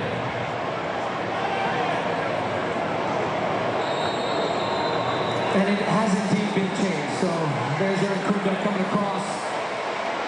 When a player is that adamant, normally you believe them for something like that. Really? So if you just yell loudly, we should believe the players more? And if it's not, you still try anyways. That's the nature of us players.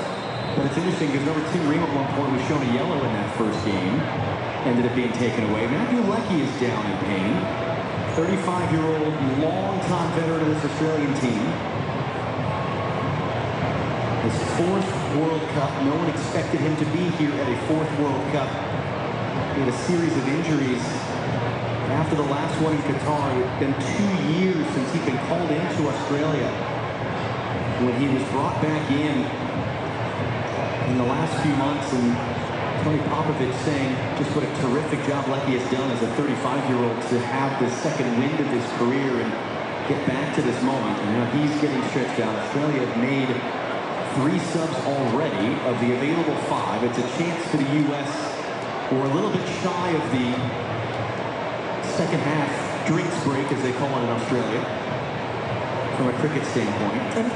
I'm still scratching my head a little bit about his selection process coming into this game. I know he put Leckie into the lineup, but he took his 2 goal scorers out of the lineup and then rectified that at halftime, bringing these guys into the game in the second half. But I don't know whether that was tactically that he felt it gave him a little bit more solidity behind the ball, and his plan was to bring these guys in the second half and be more aggressive, but they've gone to that, and we'll see if Leckie can continue. It looks like they're preparing another sub for Christian Volpano.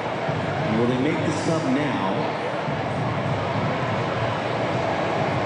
He's ready to go.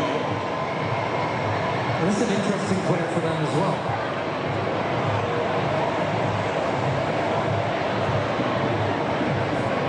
They will make the substitution now. That's 4 out of 5 for Australia. And Volpano, another born in Australia, Italian parents, was playing for Italy's youth national teams and just made a switch 3 weeks ago to play for Australia. And that's his World Cup debut now on the field for the banged-up Matthew Leckie. Yeah, just his second appearance for Australia, but he is a player that is very dangerous, 1v1, creative type of players. Going to give Australia a little bit of a look if they can find him in some space to get turned and be a provider. But he's a very attacking player. He's going to sneak in between defenders to bring that ball down in the air. Weston McKennie, great ball! Adams feeding to that in the middle by Metcalf. Now they're trying to get Aaron Kuda on the run. Richards just trying to play the angles. Aaron Kuda doesn't have much support. Waiting for that support. For his backward shot is blasted over. That was Volpano. Just on the field, his first touch. And there's going to be a review here for a player that went down in the box off that run. If there was contact, it was Volpano talking about that creativity. He gets the ball in good spaces, gets turned, and the way the pass is very good. This is the speed they want from Aaron Kuda. He runs it behind. And the incident that ends up coming, no, there's not going to be a penalty because Tyler Adams doesn't even see Metcalf's run as he's coming across, and he just catches his heels, but he's not looking at him. It's very incidental contact. I do not think that'll be a penalty. Mark Glattenberg, what about you? Of course they will review it, but I agree with Stu. He's coming from Tyler Adams' blind side. Tyler Adams doesn't go to block him. He's not even looking at him. There's a natural coming together, and I believe that the VAR will not interfere with this. And you were both correct. But another little, just a reminder for the U.S. Of where this can get dangerous, and that was, you know, Clint Dempsey, Carly, and Alexi talking at halftime.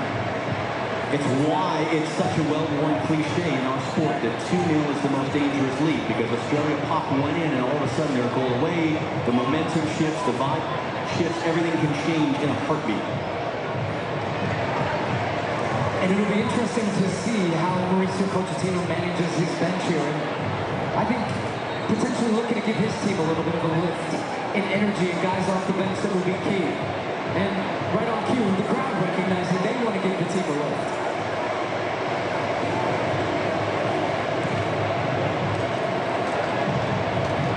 Tillman. Valiant. Pepe's open in the middle.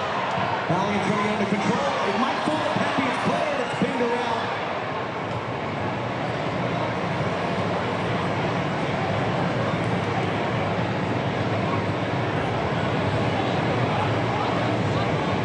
Great little feint turn there by Hayden O'Neill. Now Australia getting out on the run. Good work by Weston McKennie tracking back to slow boss. Force the Socceroos back. And minor later tonight on FS1, the other two teams in this group, Turkey against Paraguay in the South Bay area, Santa Clara, California. Coverage begins at 10:30 Eastern, 7:30 in the evening tonight here on the West Coast on FS1. I'm just wondering if Mauricio Pochettino would be thinking about bringing on an extra midfielder to beef up his midfield and counteract some of the changes Australia made. That was almost a recruitment of the bases right because Richard has stepped over. Yeah. And you can hear a little bit of uneasiness right now. That free's barking at his back line. I just think, look, you played the two strikers, you got the two goals. It's not that you're going defensive by taking a striker off.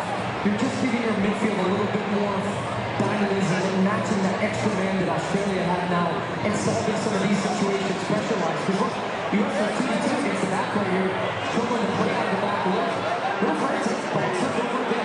Here he comes in the air, try to lay it off, but Paul Metcalf wants it, Metcalf has it. You need somebody to up and there's more influence off the ball to help in the build-up. You have a struggle to play lines, Richard wants it away, Adams puts it away. He had time and space, but just because of the pressure, you don't want to take any chances. End up getting some good pressure on the shot at the top of the box. Tillman, great work to win the ball, rides the challenge, tap it away from behind, no foul, that's how it is. Because it was the Australian fans behind Freeze's goal who were roaring after that one. Freeze, gotta be careful, Richards, contact there, Australian bench is going ballistic right now. Austrian Docker, very experienced VAR, will have a look at this behind the play. But it's getting a little bit dangerous there at the back for the U.S. Valiant keeps it in play, wins a throw, and now we find out whether anything is coming from that. And it looks like Fitzfire has waved his arms and waved it off. No, it's not enough. And Aaron Kuhne's not getting to that ball anyways. But Chris Richards using his body, but shoulder to shoulder, gets across in there. But I'm curious now, how do you guys respond here in this moment? Australia's pushing, they're building momentum, they're buzzing around the field. Heard so much about this team being more mature than 4 years ago. Handle the emotion of it, but also at times, when you're trying to calm the game down, you don't want to get something to this type of game when you got 2-0 lead. Great tackle by Weston McKennie there. We're about a minute or so away from the second half break. Might be coming at a good time for the U.S. And that's something Tyler Adams there in the ball said it was last week in Orange County. We now have seen everything we need to see in a World Cup because we lived it 4 years ago.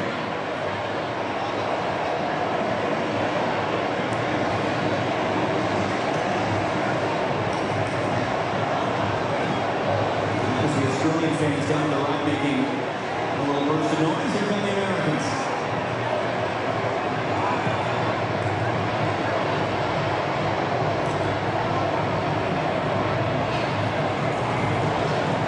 Freeman wants it, and it's on too late. And Adams takes a shove there from Volpato. And that's part of it. It'll start to pop back up. Freeman from Dest, and they'll cycle it around. And a handful of U.S. players getting loose right now. Still yet to make a substitution. Australia just one remaining sub in this game.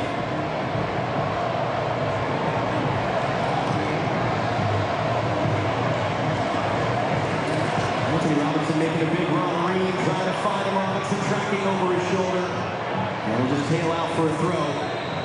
And that will take us into the break. The match break presented by Lenovo. Midway through the second half, the U.S. managing things very well right now. There's going to be a late charge coming from Australia to be sure. 2-0 to the U.S. here in Seattle.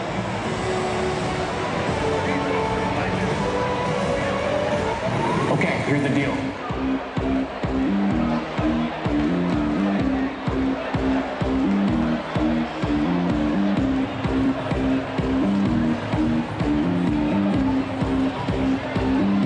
All right, USA fans out there, we're in the hydration break. Good thing we got bars.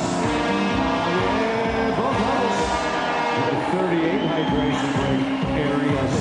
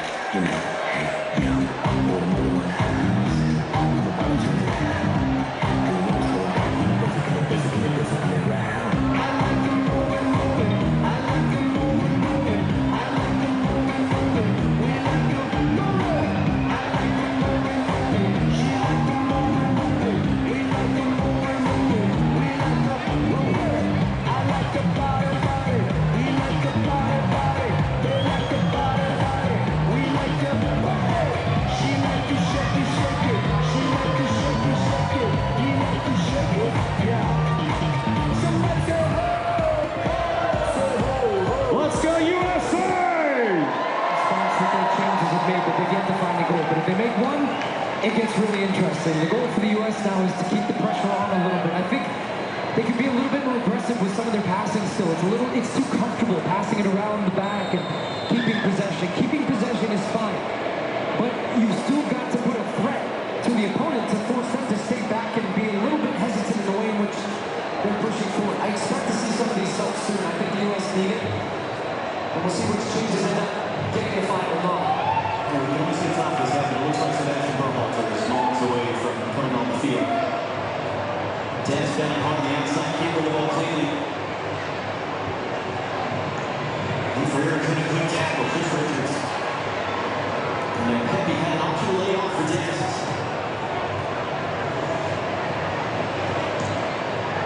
Freer will try to get Dennis on the run. And in the end, all they really have to do is play out for U.S. run. Freer's third career goal. Coming off the video review late in the first half, Sebastian Berhalter was on his World Cup debut last week, getting set to come on. Whereas Chris Richardson, speaking with him yesterday after practice, was measuring out how physical and intense this game would be. And you have to manage in the right way. Sebastian Berhalter said, no, we're up for every fight. We're ready to go for everything. There was a sheer intensity with which he plays. And it's exactly. Yes, but quite frankly, I think the type of player this U.S. team needs on the field right now to match some of that from Australia. If he's indeed decided he's making his way over the halfway line right now, my guess would be that would be one of the strikers being removed. Metcalf, and that was his special interception as you'll ever see from Serginho Dest as he was trying to find the open side of the field. It's a loose pass there. Adams, big tackle, picked up by Italiano. Swept away by Adams a second time, job not done. Anthony Robinson digs it out on Metcalf.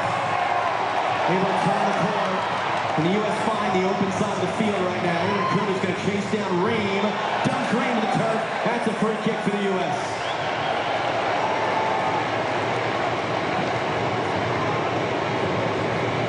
10-year age difference between those two gentlemen coming together there.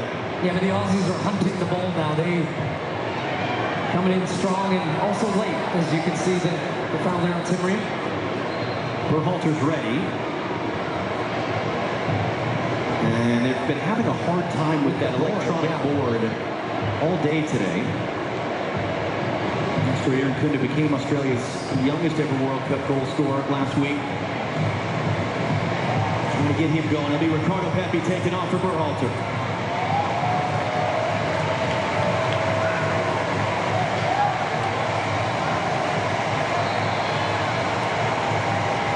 First a thought on Pepi. That was the lineup change for the injured Christian Pulisic. What do you think about his He was a handful. And a big part of the goal, the own goal from Burgess. I thought he did a lot of selfless running that you won't always get credit for as a striker, but running into the channel, hold-up play, link-up play with Balogun, the two of them worked well together. Great work from Anthony Robinson. Look at that strength here from Balogun. That's so good. You got a guy all over your back, but still to just keep your hands out, get your elbows up, make it difficult for him to get around you. Also, look, saying I'm quite happy actually to take a foul here and just give the U.S. a free kick and stop the momentum a little bit from Australia. Paul O'Connor being called over by Felix Weyer. He's known as a referee that likes to keep a game tight, that likes to use his cards to control a game. He's not really done that. He's also known for really not enjoying dissent. And that was O'Connor had a word on the way through as boy Sutar almost kicked Gary in the face. Tillman picks up the second ball. Tillman rides the challenge. Just slows it up and cycles it around. That's Berhalter's first touch. And Aaron passed for depth to the outside. Ball struggled to get on the run.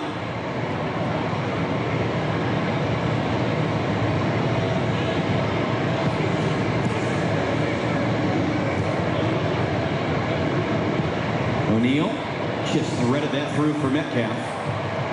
Now Italiano. Anthony Robinson waiting for him. A little bit of space here for Metcalf.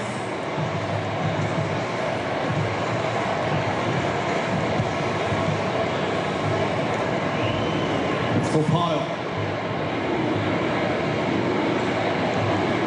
Volpato gets the cross in. Freeman stooping low, heads it away, and that header evades multiple Australia players. Balogun can't escape.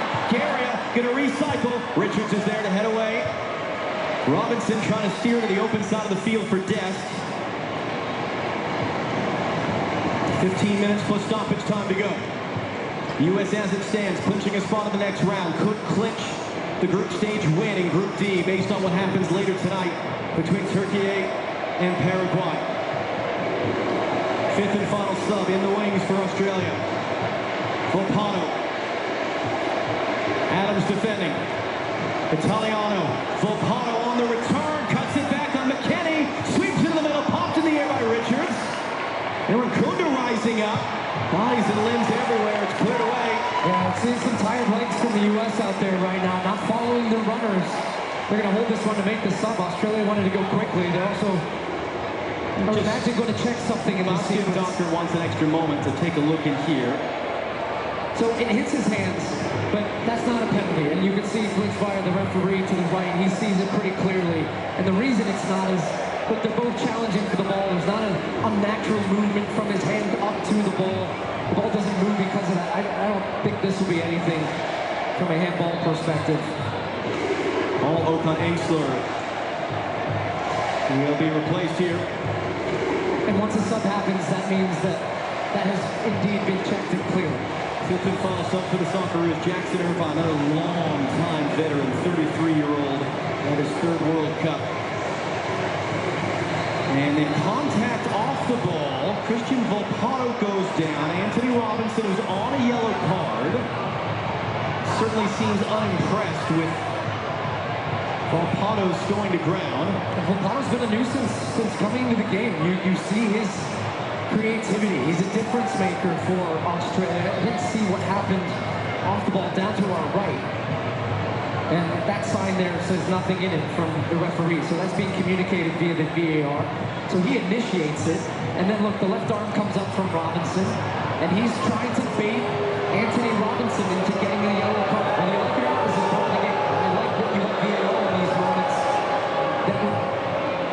allow this to end up being something that would be whistled and Robinson would be punished. But if I'm Pochettino, I'm thinking about Robinson right now on a yellow and under pressure that maybe he's the guy you would bring out of the game.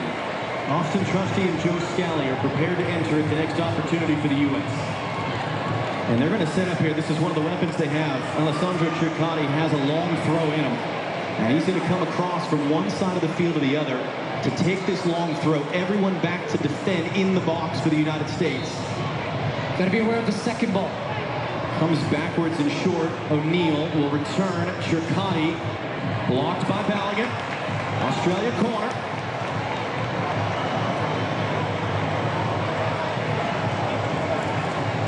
Like you talked about, these moments are so significant. You're 2-0 right now.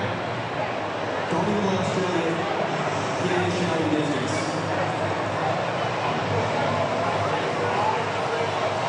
11 minutes to go. Plus stoppage time. Third quarter of the game. Swept in. Good head around there. Man down to the U.S.'s opening. Second time to the to the back of the head. Yeah, what a leap from Freeman. Showing his athleticism. The guy he's marking is 6'6". And Freeman just with a huge jump to win that one. It takes some contact and ends up foul for the U.S. Well, they put Dest and Anthony Robinson's numbers up, but the U.S. coaching staff is just making sure Freeman is okay as well. And the U.S. players have to hustle off you right now. But I said you guys have to get off the field, because if you don't get off in 10 seconds, you can't come out for a minute. And the U.S. might be about to play one or even 2 men short. And what the U.S. is arguing is we were waiting to be sure that Freeman is okay. And right now, to your point, there's this organization going on between the U.S. players on the screen to account for that. Now, Trusty's been allowed to come into the game. Says the U.S. won the argument. Right, so the setup is now for the U.S. Looks like Trusty's going to start out to the left back position. Yeah, Tom Popovich is serious right now. He's talking to the officiating crew about that. So 2 World Cup debuts. Joe Scally, 23-year-old from Long Island. Kershaw from Virginia. Austin Trusty, 27-year-old from Medina, Pennsylvania. Just want to lay time on Celtic in Scotland. Long time coming for him to make his World Cup debut. He's his 9th ever appearance for the U.S. at the age of 27. Jackson Irvine is able to control a bouncing ball. Here coming Australians. They have 2 new players on the field for the U.S. Trying to get to the speed of the game, trying to get locked in with their teammates. 9 minutes plus stoppage time away. The U.S. as it stands, clinching a spot in the next round. Could clinch a group win by the end of the night. That cross takes a look for Walter's first set. Big challenge there with O'Neal. Ross on the outside. Volcano will cycle around. And one of the things you brought up, the U.S. has not had a shutout since September. And a win against Japan, a win that really changed the momentum along in the fall for this U.S. team. They would love to get a shutout win here today.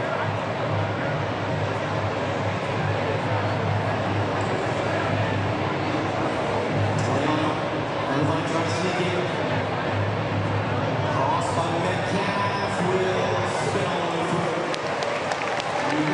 For someone who is really going to line up on the bottom. And beyond just the not conceding a goal, I do think it's important for the psychology of this group to know that they can go through stretches of the game without conceding. It's not been the best in the second half, but it's been fun. They've limited Australia to not many dangerous opportunities. And as this trip goes on, the games are going to get harder. The U.S. team are just, they're not going to be able to attack all the time, all the game. I do think right now for this group, they've got to dig deep, and this is a test of their mentality. They've got to still find a way to keep the ball in Australia back. But we didn't expect this Australian team to go down without a fight. But you can see that one goal, and then it becomes a very, very worthy finish to the game. It's a word you hear a lot in this sport, suffer. It's something that the best teams do. They know how to suffer and work and grind in situations exactly like this. Nice little combination, and the cross to the top. Just now, his first touch on the top of the box. There's a loose touch by Japan.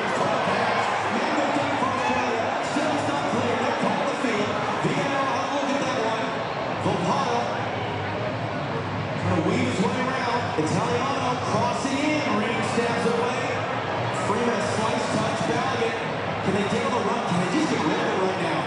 It's right back into Irvine. Irvine on the return from O'Neal. Richards all the way out to defend. Corner kick Australia. And again, the waving arm signal from Felix Fodder. Nothing in this to merit a penalty. First challenge is good. Ball bounces. No. It actually went through the legs of Richards and put that in the box. And you can see pretty clearly, Richards gets all of the ball before he goes down. But anytime his body goes down in the box, you start getting a little nervous.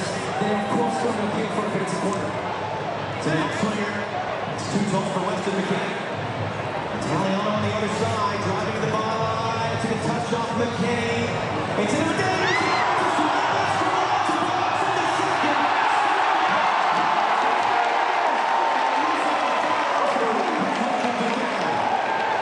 Yeah, this is a pretty clear foul right at the near post of that led to the chance. A huge block in the box. Again, this is really get a good strike on this ball. He knows that he's a little frustrated with what this is down and now he's not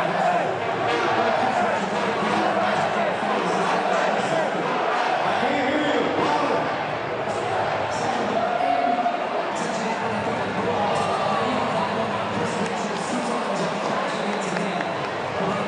Louder. It's the opposite of the way it is. There's a reason he's going in the building right now. There's a nervy feel to the fans, to the team. It's kinetic. This is not the way the U.S. want to try to see this game out. This is a time for some composure. And then dig deep, as you said.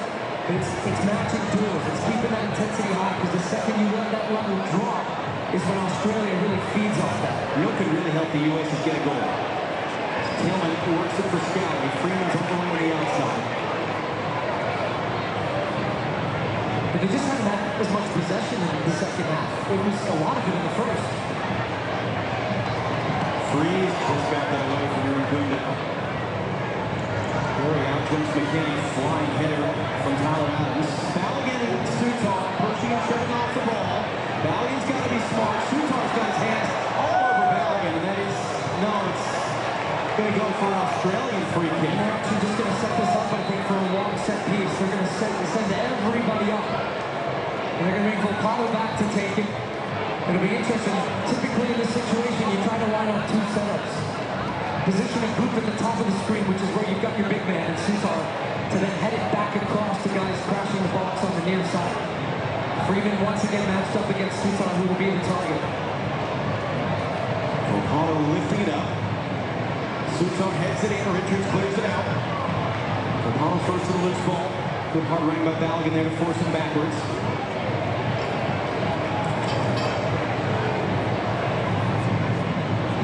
Volpato rolls it forward for Irvine, trying to return, and a good touch there.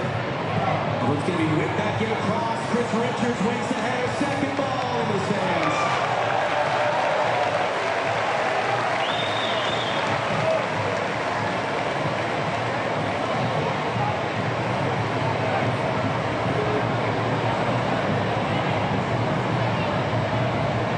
Guys are working hard. That's George Way. It's Tim Way's dad. Tim Way's mom, Clara, who was his first coach growing up. And George Way, a former World Player of the Year. Tim, not on the field for this one.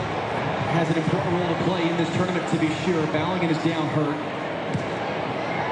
Tillman takes the kick. That's going to be a free kick. And now Balogun's got to be careful as Sutar and he were in a wrestling match. Don't take a yellow card. Don't do something that's going to get you suspended for a future game. I'm going to give credit to Flo Balogun here, because he's mixing it up enough and he's stopped himself. To have restraint in these moments, to not swing an arm, to not punch back. Sutar is trying to get under his skin. Those two... Nothing like a little two-step there. And so something else has happened off the ball. This is exactly how the game ended in October between these teams. This calls for leadership. Something I pointed out in the pregame, where Tyler Adams got involved in a play that almost saw Gio Reyna reacting, and he came in and separated the two players. The U.S. has, as it stands, more games to play in this tournament. Do not let this moment where you are leading 2-0 get the best of you and do something silly that would hurt the team. Balogun takes the yellow. Sutar takes the yellow. Looked like Italiano might have gotten a yellow as well. See, Balogun's sizing him up. Sutar goes in, but look how he's got his hands on his neck, but see, Balogun then was like, uh-oh, what am I doing? I gotta stop. Well, what in the ditty is going on here? Look at And away from what was about to be a headlock. Now they're gonna pick up yellow cards. I would say that's right, because Felix Fire, the referee's got to do something to try to calm this type of behavior down a little bit and calm this game down. It's had no flow in the second half, but that's why... Thought he was playing rugby there for a second. Tillman couldn't do anything with that. Italiano clears it away. Big collision there. Free kick, U.S. It's Scally that's down. In the second half here, the Australians come here to have a rugby match. I mean, if they're going to go down, they're going to go down swinging. We knew that. That's nothing new.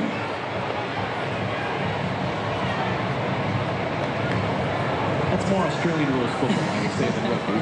It's fair. Both. And here's the other part of the advantage of this situation. Balogun gets a yellow, but you've clinched the win. You could just not play him in the third game, and that yellow card is taken off the record, and you don't have an accumulation issue with him going forward. Tillman's touch, Austin Trusty wins the corner as he's making his World Cup debut.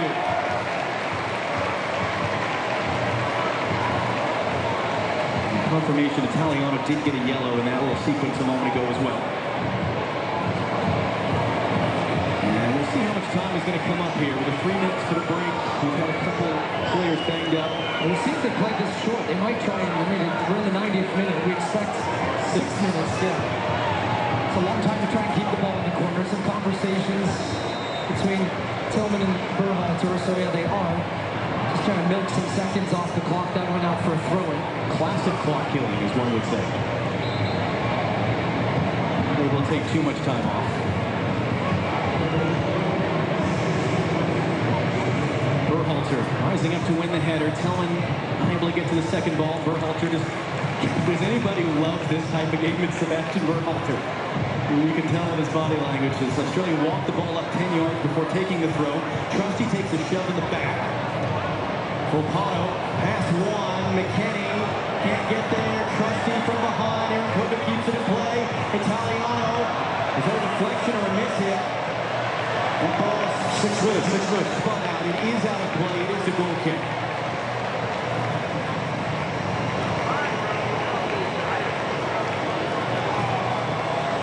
So this is the stuff, the bottom left of your screen. Look, that was the incident we didn't see before. Pretty clear. U.S. trying to get in front of that ball, box him out. Italiano, he's in a difficult afternoon. Just the U.S. been rampant down his side, forcing him to defend.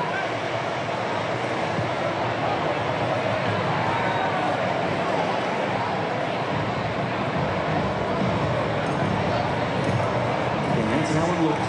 As it stands, the U.S. clinching a spot in the next round. They couldn't clinch first place in the group, and that would allow them to stay on the West Coast in the knockout stage. That would mean Bay Area, round of 32. It would mean Seattle, round of 16. It would mean LA, quarterfinal, if they can get there. There is a big difference, too, winning the group and being second in the group for the type of opponents you get, in addition to the amount of travel. It's going to find Balogun.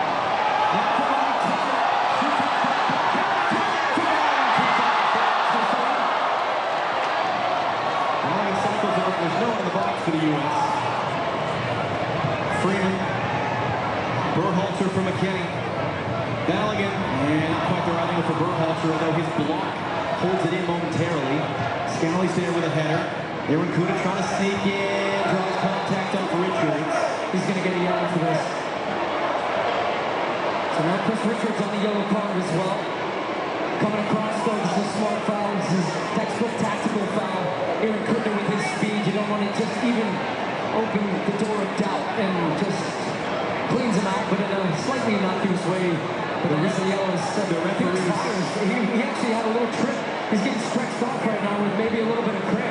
And then the hope is it's cramping and nothing more, because it was an awkward... Yeah, he thought Chris on his way to give the yellow to Chris Richards. And it's something we don't really talk about a lot, but the fitness levels these referees have to have. One of the ways you hear it phrased is the referee has to be more fit than any given player on the field. What the hell's going on here? What is quick counter to be able to make the play. And it's a warm day, the sun is out, you've got FIFA medical staff. Mark Plattenberg is with us. Yeah, someone give that guy a banana. I don't know what's going on, man. See this, but I mean, this is just as much as it is for the players. Throw orange at him. Come on. It certainly is, and it's happened to them many times in the games where probably haven't got the fluid on, and therefore you're trying to open. It's interesting.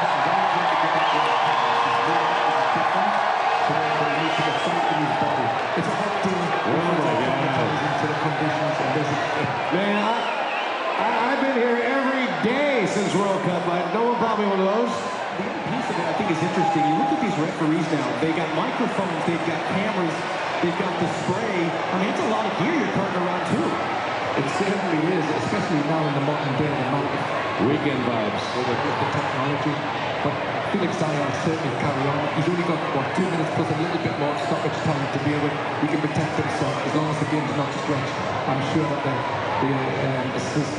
reserve referee will not be used in this one. And you saw Katia Garcia of Mexico, the fourth official, run over some hydration. Gio and Haji Ryder preparing to enter. I'm going to give the referee a yellow card. Or a yellow card on the referee.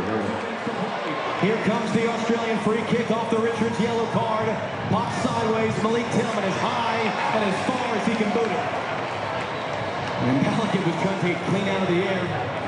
U.S. got to reset here defensively. Trusty heads that away in front of Italiano. The U.S. want to make subs. They were screaming at the fourth official. And they're saying that the paperwork wasn't ready. So the U.S. is still having to defend. No, they're not, because it's all the way through. And just keep in mind, too, that number you're seeing, 1 minute, in essence, is going to be a little bit more. It's only the referee who actually knows how much time is left in this game because of the added time of him being down on the ground. Will Balogun created the own goal that was the opener. Haji Ryder's on.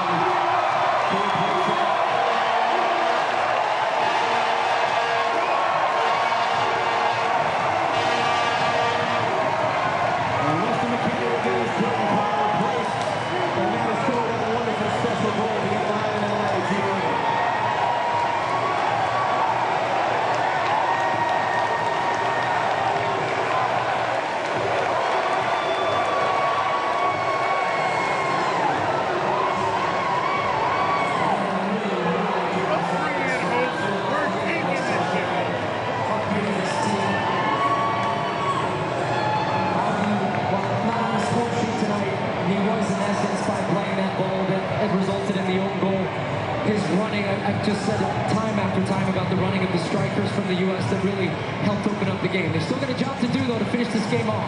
Here in Kunda battling with Trusty, gets up first, gets to the ball, gets across, it's stabbed away by Sebastian Berhalter. Tyler Adams hits the eject button. Tillman gonna get it back after from Garrett. Can he play? Haji Ryder might be Haji Ryder walking his way through. Block flag comes up for offside anyway, but he milked a few more seconds off the clock.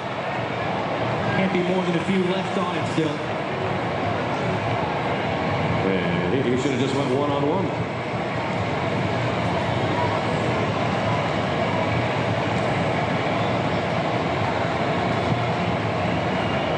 He sends it long, still time enough. Tim Ream with the second header.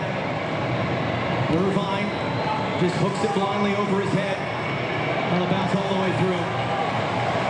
Perfect day. Perfect atmosphere. Seconds away from a perfect result.